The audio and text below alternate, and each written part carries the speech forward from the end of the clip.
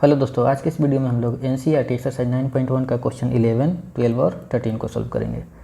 तो चलिए सोल्व किया जाए। सबसे पहले तो आपको ये कहेंगे कि फिगर आप लोग खुद से ड्रा कीजिएगा। हमने इस फिगर को इसलिए लिया क्योंकि यहाँ पे क्वेश्चन में मेंशन था, नहीं तो हम खुद से ड्रा करके आपको बताते। तो देखते हैं क्वेश्चन क्या है। A TV tower stands vertically on A bank of A canal. तो ये आपका टीवी टावर है और ये नहर के एक किनारे पे खड़ा है। ठीक है, तो नहर का एक किनारा यहाँ पे है, इतना तो हम समझ गए। आगे देखते हैं क्या है। From A point on the other bank directly opposite the tower.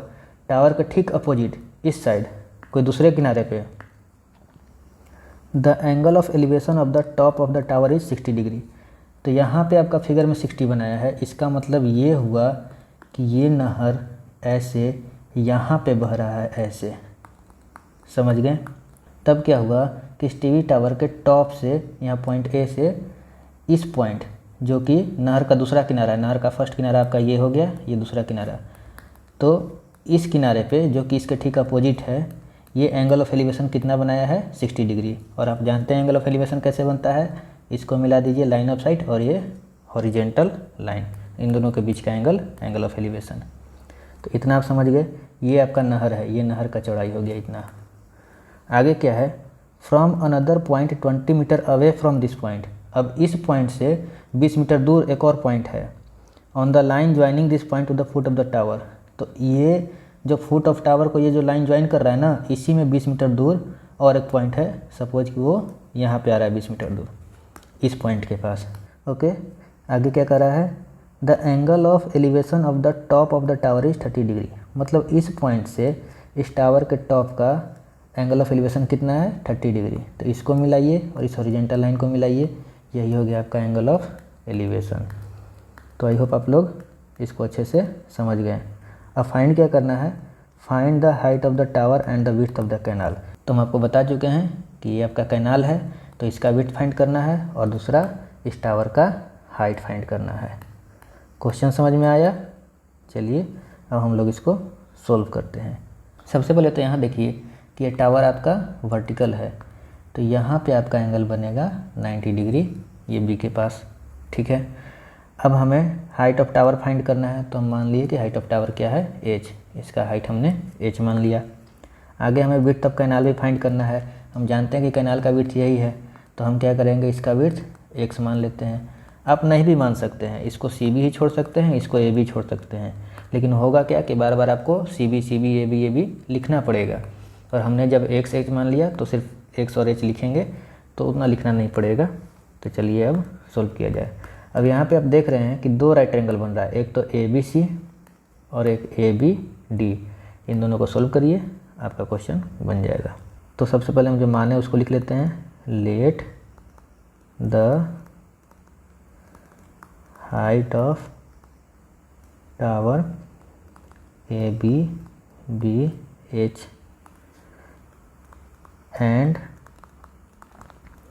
width of canal CBBX। अब उसके बाद हम ये छोटे वाले ट्रायंगल को पहले लेते हैं।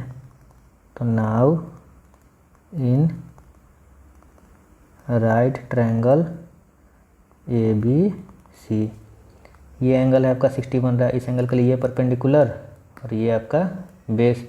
परपेंडिकुलर और बेस किस में यूज होता है, tan में, तो हम लोग tan का यूज करेंगे। तो tan 60 degree equal to AB upon CB। tan 60 का वैल्यू होता है √3, AB h है, CB x है। अब हमें h और x दोनों फाइंड करना है, तो हम किसी का भी वैल्यू निकाल सकते हैं। तो क्रॉस मल्टीप्लाई करेंगे तो h इक्वल टू क्या आ जाएगा √3x, इसको हमने फर्स्ट मान लिया। अब बड़ा वाला ट्रायंगल लेंगे। Now in right triangle ABD क्या हो जाएगा, इस एंगल के लिए आपका ये पूरा परपेंडिकुलर और ये नीचे वाला बेस हो गया। तो परपेंडिकुलर और बेस किस में यूज होता है, tan में, फिर से हम tan का यूज करेंगे। तो tan 30 degree equal to AB upon DB। tan 30 का वैल्यू हो गया 1/√3, AB हो गया h और DB को हम लोग लिख सकते हैं ये DC प्लस CB है ना, या फिर आप डायरेक्ट भी कर सकते हैं 20 + x। हम डायरेक्ट लिख देते हैं 20 + x। अब इसको सोल्व कर लेते हैं। क्रॉस मल्टीप्लाई कीजिएगा, 20 + x = √3h। अब यहाँ पे देखिए हम h का वैल्यू निकाल चुके हैं, तो हम ये वैल्यू यहाँ पे पुट कर देंगे। ठीक है, तो यहाँ भी x के टर्म में आ जाएगा, यहाँ x है तो x का वैल्यू हमें मिल जाएगा। तो चलिए पुट करते हैं, √3 इंटू, और h का वैल्यू कितना था, √3x। कहाँ से हमने लिखा, from first. Okay, 20 + x, √3 into √3 3 होता है, तो ये हो गया 3x। अब ये x इधर जाएगा, माइनस हो जाएगा, 20 = 3x - x, 20 = 2x। अब ये 2 से 10 टाइम्स कट जाएगा, तो x का वैल्यू क्या आ गया, 10 मीटर। तो हमें इतना तो पता चल गया कि ये कैनाल का विड्थ क्या है। ठीक है, ये एक आपका बन गया। अब नेक्स्ट हमें निकालना है क्या, ये हाइट ऑफ टावर। तो चलिए हम उसको भी फाइंड कर लेते हैं। तो देखिए h जो है, h का वैल्यू हम यहाँ पर निकाल चुके हैं, √3x। बस इसी को हम पुट कर देंगे। ठीक है, तो लिख लेते हैं, नाउ सिंस h = √3x। कहाँ से, फ्रॉम फर्स्ट। तो h का वैल्यू क्या आ जाएगा, √3 इंटू, और x का वैल्यू अभी निकाले हैं 10 मीटर, तो h का वैल्यू क्या आ गया, 10√3 मीटर। आपका ये भी बन गया। ठीक है, तो हमें दोनों चीज़ पता चल गया कि कैनाल का विड्थ कितना है और टावर का हाइट कितना है। तो आई होप आप लोग इस क्वेश्चन को अच्छे से समझ गए होंगे, इसमें आपको कोई दिक्कत नहीं हुआ होगा। अब हम लोग सोल्व करेंगे नेक्स्ट क्वेश्चन। तो अब इस क्वेश्चन को सोल्व किया जाए। क्वेश्चन क्या कह रहा है, from the top of a 7 metre high building the angle of elevation of the top of a cable tower is 60 degree. तो यहाँ पे दो चीज़ है, एक तो बिल्डिंग है और एक टावर है। तो हम पहले दोनों को ड्रा कर लेते हैं। ठीक है, तो सपोज कि आपका ये बिल्डिंग हो गया और आपका ये टावर हो गया। ओके, आगे क्या कर रहा है, पहले तो बिल्डिंग का दे दिया है कि हाइट कितना है, 7 मीटर। इसको हम लिख लेते हैं। तो क्वेश्चन क्या कर रहा है कि from the top of a 7 metre high building, मतलब यहाँ से कहाँ का, of the top of a cable tower, मतलब यहाँ का, यहाँ से यहाँ का एंगल ऑफ एलिवेशन दे दिया है कितना, एंगल ऑफ एलिवेशन आपका दे दिया है 60 डिग्री। तो एंगल ऑफ एलिवेशन जानते हैं कैसे बनता है, इन दोनों को मिलाएंगे, लाइन ऑफ साइट हो जाएगा, हॉरिजॉन्टल लाइन बना देंगे और इन दोनों के बीच का एंगल ऑफ एलिवेशन हो जाएगा। तो चलिए हम इसको अच्छे से ड्रा कर लेते हैं। ठीक है, इसको हम मिला दिए और एक हॉरिजॉन्टल लाइन भी हम बना दिए, हो गया। अब ये जो एंगल बना ये हो गया 60 डिग्री। ओके, इतना आप समझ गए। आगे क्या कह रहा है इसी क्वेश्चन में कि and the angle of depression of its foot. अब इट्स का मतलब किसका, इसको जानने के लिए आपको क्वेश्चन को पूरा पढ़ना पड़ेगा। इसका फुट कि इसका फुट, है ना, तो कंफ्यूज नहीं होना है। फिर से एक बार पढ़ लेते हैं। From the top of a 7 metre high building, building के टॉप मतलब यहाँ से, इस पॉइंट से एंगल ऑफ एलिवेशन हमने बना दिया, 60 डिग्री था। और एंगल ऑफ डिप्रेशन मतलब इसी पॉइंट से एंगल ऑफ डिप्रेशन किसका, इट्स करने का मतलब इस बार केबल टावर, फुट का एंगल ऑफ डिप्रेशन 45 है। ठीक है, इसका मतलब ये हुआ, जब हमने क्वेश्चन को अच्छे से पढ़ा तो ये पता चला कि बिल्डिंग के टॉप से केबल टावर के फुट का एंगल ऑफ डिप्रेशन 45 डिग्री है। बिल्डिंग का टॉप ये है, केबल टावर का फुट ये है, और इसका एंगल ऑफ डिप्रेशन मतलब इन दोनों को मिलाएंगे और ये हॉरिजॉन्टल लाइन, इन दोनों के बीच का एंगल 45 है। तो इसको हम अच्छे से ड्रा कर लेते हैं। ओके, इसको मिला देते हैं। ये एंगल आपका हो गया 45 डिग्री। चलिए, फिगर तो आपका बन गया। अब बस नाम रख लेते हैं A B C D E। अब हमें फाइंड क्या करना है, determine the height of tower. तो टावर तो अपना ये है, इसका हाइट फाइंड करना है। तो हम मान लिए कि इसका हाइट क्या है, h मीटर। ओके, ये आपका हो जाएगा 90 डिग्री, ये आपका हो जाएगा 90 डिग्री। अब यहाँ पे ध्यान दीजिए कि ये दोनों लाइन पैरेलल है, क्योंकि ये भी हॉरिजॉन्टल है, ये भी हॉरिजॉन्टल है, दोनों लाइन हो गया पैरेलल। और ये हो गया ट्रांसवर्सल, तो ये एंगल और ये एंगल इक्वल होगा, अल्टरनेट इंटीरियर एंगल। होगा ना, तो ये 45 तो ये भी 45। अब यहाँ पे दो राइट ट्रायंगल बन रहा है आपका EDA और दूसरा ABC। इन दोनों को सोल्व कीजिए, आपको टावर का हाइट मिल जाएगा। तो सबसे पहले तो लिख लेंगे कि let the height of the tower ECBH now in right triangle EDA। अच्छा, एक चीज़ और यहाँ है, ये जब 7 मीटर है तो ये हाइट भी 7 मीटर होगा, तो इसको भी हम यहाँ पे लिख लेते हैं। ये हो गया 7 मीटर यहाँ से यहाँ तक का। और जब ये 7 हो गया, टोटल H है, तो ये वाला कितना हो जाएगा ED, तो ये आपका हो जाएगा H माइनस 7 मीटर। ठीक है, अब यहाँ पे आते हैं इस ट्रायंगल EDA में क्या है, इस एंगल के लिए ये परपेंडिकुलर और ये बेस। तो परपेंडिकुलर और बेस इसमें आता है tan में, तो हम लोग tan का यूज करेंगे। tan 60 डिग्री क्या हो जाएगा ED अपॉन AD। tan 60 का वैल्यू कितना √3। ED कितना है H माइनस 7। AD कितना है, AD हमें नहीं मालूम, तो हम एक काम और यहाँ पे करेंगे, और वो ये कि BC को हम मान लेते हैं x। ठीक है जी, तो ये दोनों इक्वल है, क्योंकि यहाँ 90-90 बन रहा है ना, सब रेक्टेंगल हो जाएगा और अपोजिट साइड इक्वल होता है। तो जब BC x है तो AD भी हो जाएगा x, तो ये भी आपका हो गया x। ठीक है, अब आते हैं हम लोग क्वेश्चन जो सॉल्व कर रहे थे। तो AD का वैल्यू यहाँ पे आ गया x। ओके, आगे जब इसको सॉल्व करेंगे क्रॉस मल्टीप्लाई होगा H माइनस 7। अब यहाँ पे देखिए फिर से x और h के टर्म में आ गया, और हमें इस बार h का वैल्यू फाइंड करना है, तो हम x इक्वल टू निकालेंगे। क्यों? क्योंकि हम पिछले बहुत सारे क्वेश्चन में आपको बता चुके हैं कि ये आगे चल के वैल्यू पुट हो जाता है, तो h के टर्म में आएगा, h का वैल्यू देगा। चलिए, नहीं समझ में आया तो देख लीजिए। इसको हमने मान लिया फर्स्ट। अब दूसरे ट्रायंगल को सॉल्व करेंगे। तो now in right triangle ABC, इस एंगल के लिए ये परपेंडिकुलर ये बेस, फिर से tan का यूज होगा, तो क्या हो जाएगा tan 45 डिग्री। ये हो जाएगा AB अपॉन BC। tan 45 का वैल्यू 1, AB है 7 और BC का वैल्यू है x, तो यहाँ से क्रॉस मल्टीप्लाई करेंगे तो x इक्वल टू 7 मीटर। अब दो काम कर सकते हैं यहाँ से, या तो हम इसको इक्वेशन सेकंड मान करके फर्स्ट और सेकंड को इक्वेट कर लेंगे, या फिर इस x का वैल्यू हम यहाँ पर पुट कर देंगे, तो h के टर्म में आ जाएगा। H minus 7/√3 equal to 7 solve कर देंगे, h का वैल्यू मिलेगा। इक्वेट करेंगे तब भी यही आएगा, तो चलिए हम लोग इक्वेट ही कर लेते हैं। ठीक है, तो यहाँ पे हम बना लेते हैं now from equation first and second क्या हो जाएगा H माइनस 7/√3 इक्वल टू 7, तो H माइनस 7 इक्वल टू क्या हो जाएगा 7√3।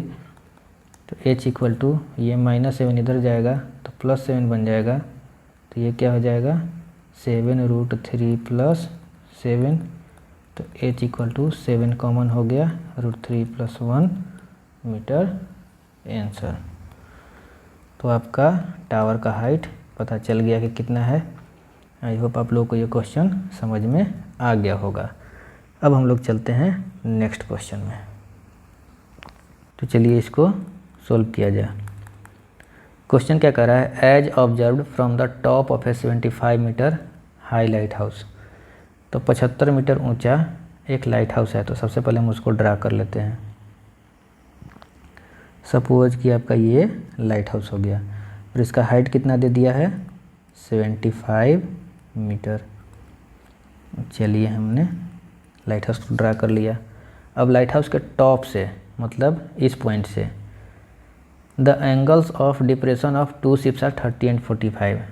दो शिप है जिसका एंगल ऑफ डिप्रेशन 30 और 45 है इस पॉइंट से। तो अब दोनों शिप किधर है, क्या एक ही तरफ है या अगल बगल अपोजिट साइड में है, तो देखते हैं आगे क्वेश्चन में। If one ship is exactly behind the other, इसका मतलब ये हुआ कि दोनों शिप एक ही डायरेक्शन में है, एक इधर है तो एक इधर है, एक दूसरे के पीछे अपोजिट डायरेक्शन में नहीं है। अगर अपोजिट डायरेक्शन में होता तो एक शिप इधर होता, एक शिप इधर होता।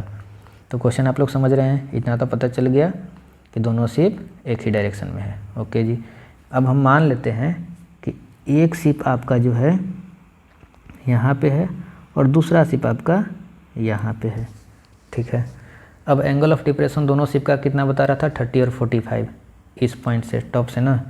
तो हम पहले एंगल ऑफ डिप्रेशन बना लेते हैं दोनों पॉइंट से, ठीक है। तो इस पॉइंट से इसका जब एंगल ऑफ डिप्रेशन बनाएंगे तो ये हो गया लाइन ऑफ साइट और ये हो गया हॉरिजॉन्टल लाइन। तो एक तो एंगल ऑफ डिप्रेशन ये बना, आगे दूसरा इस पॉइंट से इसको मिलाएंगे, ये हो गया लाइन ऑफ साइट और ये हॉरिजॉन्टल लाइन तो हमने बना ही दिया था। तो दूसरा एंगल ऑफ डिप्रेशन आपका ये वाला बना, इसको भी हम मिला देते हैं ऐसे। ये हो गया आपका फिगर तैयार। अब जो एंगल ऑफ डिप्रेशन था 30 और 45 है, तो जाहिर सी बात है जो छोटा वाला एंगल है वो 30 डिग्री हुआ और जो बड़ा वाला एंगल ऑफ डिप्रेशन हुआ वो 45।